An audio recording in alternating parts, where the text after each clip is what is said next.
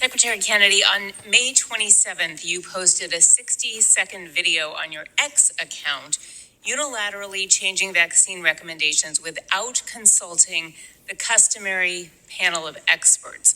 As a pediatrician, I find that extremely alarming. So I thought we would talk a little bit about some vaccine-preventable diseases.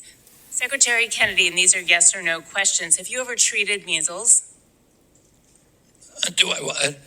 Have you ever treated measles? No.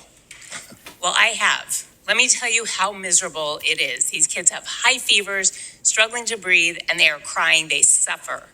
Great news is that there is a vaccine to prevent it. Secretary Kennedy, again, a yes or no question. Have you ever treated bacterial meningitis? No. Well, I have. These babies are so sick. They come into the ER with high fevers. They are floppy, and we have to figure out why. Do you know how we figure out if a baby has meningitis? Excuse me? Do you know how we figure out if a baby has spinal meningitis? How many babies? I'm going to explain how we figure out and determine if a baby has meningitis. Okay. We insert a needle between vertebrae until the fluid that surrounds the spinal cord drips out into a test tube. It's called a spinal tap. We used to do lots of them. Fortunately, we don't have to do very many of these anymore because we have 3 vaccines that prevent childhood meningitis. These are miracles. Secretary Kennedy, yes or no, have you ever treated pertussis or whooping cough? No, I've had it. Well, I have. And in infants, in fact, the one I treated, weeks old, came in because the baby just stopped breathing and turned blue. Let me tell you how scared those parents were. And I've treated a bunch of older kids with it. They cough so hard, they vomit. They run out of air. They break ribs. And if you don't catch it before 2 weeks, antibiotics don't even work. They cough for months with broken ribs, and that is why it is called a 100-day cough. But you know what's great? There's a vaccine that prevents this. Of course, here's the thing. Vaccines only work if you actually give them. And we know your record on this. We rely on the Advisory Committee on Immunization Practices, a panel of experts to recommend which vaccines people should get at which ages and the like.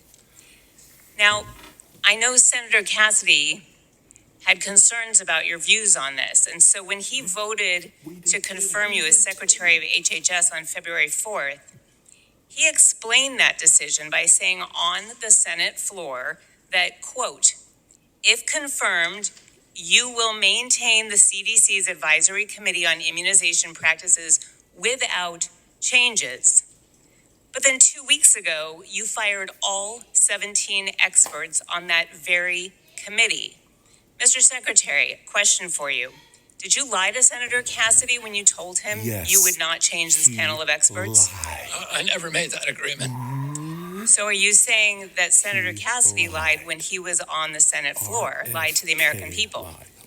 I didn't see that statement by Senator Cassidy. I've only heard it from you. But if he said that I agreed to it, it would be inaccurate.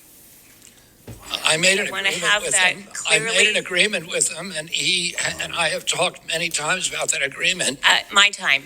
I just want to tell you that for most of us sitting here right now, we believe Senator Cassidy more than we trust you when it comes to vaccinations. It sounds to me like you gave him the answer he needed to hear in order to get his confirmation vote. And then as soon as you were secretary, you turned around and did whatever you want. You fired all 17 members.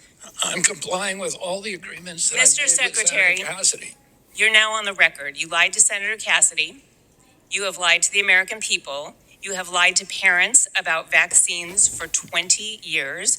And I also want to be clear that I will lay all responsibility for every death from a vaccine-preventable illness at your feet.